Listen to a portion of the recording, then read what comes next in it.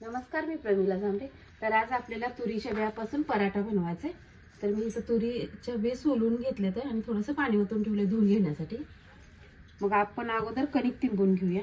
तरी गव्हाचं पीठ 1 वाटी घेतले, 1-2 चमचे मी मैदा घेतलेला आणि चवीनुसार आपल्याला मीठ वापरायचं। आता आपल्याला पाणी ओतून घट्टसर गोळा तिंबून घ्यायचा आहे। तर मी छान अशी कणिक मऊ अशी तिंबून ठेवली आहे। थोडंसं तेल लावून ठेवलेलं आहे। थोडंसं लावायला साईडला पीठ घेते। आता आपण तुरीचं बी भाजून घेऊया।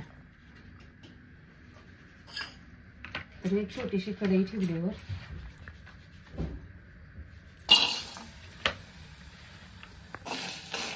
तर मी धुवून टाकल्यामुळे तेल ओतलं नव्हतं। आता ह्यातलं तेल पाणी दिलेलं आहे। तर आता थोडंसं मी तेल ओतून घेते।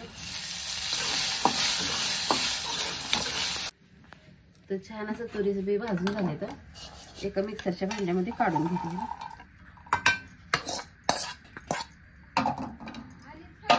तर हे सारण मी बारीक करून एका भांड्यात मिक्सरच्या भांड्यातून एका प्लेटमध्ये काढून घेतलं। हिरवी मिरची, लसूण आणि थोडंसं अद्रक हे भाजून बारीक केलेलं आहे। आता हे कुठले मसाले वापरणार नाही, थोडीशी फक्त धने पावडर वापरली आणि आपल्याला चवीनुसार ह्यात मीठ वापरायचं। थोडीशी कोथिंबीर घेतली, ती पण ह्यात मिक्स करून घेते। 1 चमचाभर ओवा घेतलाय मी। आता हे छान असं सगळं मिक्स करून घेते। छान असं ही तुरीचं सारण मी मिक्स करून घेतलेलं आहे। आपण आता कणकीचा गोळा तिंबून गोळा एक हातात घेऊन उंडा जसं आपण पुरण भरतो त्याच टाईपनं आपल्याला हे उंडा करून घ्यायचा। छान असा उंडा करायचा मऊसूत। आपल्याला पराठा किती मोठा बनवायचा आणि किती छोटा त्याच्यावर पिठाचा अंदाज घ्यायचा। जसं आपण पुरण भरतो पोळीमध्ये उंड्यामध्ये तसंच आपल्याला ह्यात पण हे सारण भरून घ्यायचं। भरपूर असं सारण भरायचं।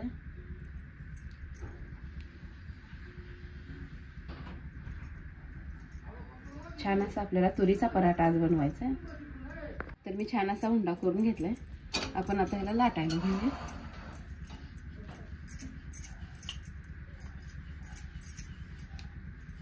छान असं दोन्ही पण साईडने आपल्याला पराठा लाटून घ्यायचा।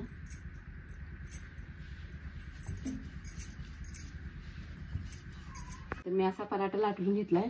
छोटाच लाटलाय का तर सारण परत बाहेर येईल म्हणून गुबगुबीत असा लाटलेला आहे। तर ह्याला मी छान असं तेल लावून घेतलंय।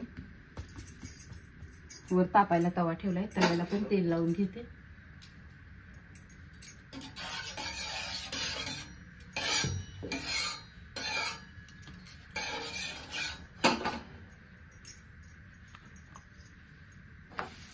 तर छान असा पराठा मी टाकून घेतलेला आहे।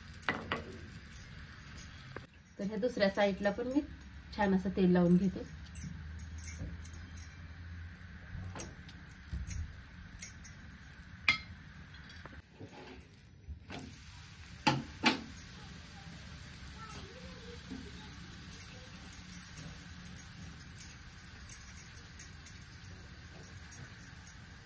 आता दुसरा पराठा पण असाच मी बनवणार आहे।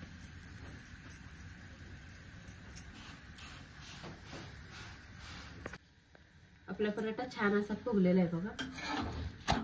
दोन्ही साईडनं खमंग असा मी भाजून घेतलेला आहे।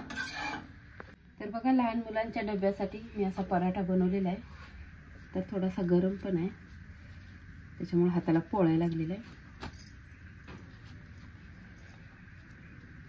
तर बघा तुम्ही हे अशा प्रकारे बनवून बघा आणि माझा व्हिडिओ आवडला तर नक्कीच लाईक करा, सबस्क्राईब करा। फेसबुकवर बघत असाल तर फॉलो करा।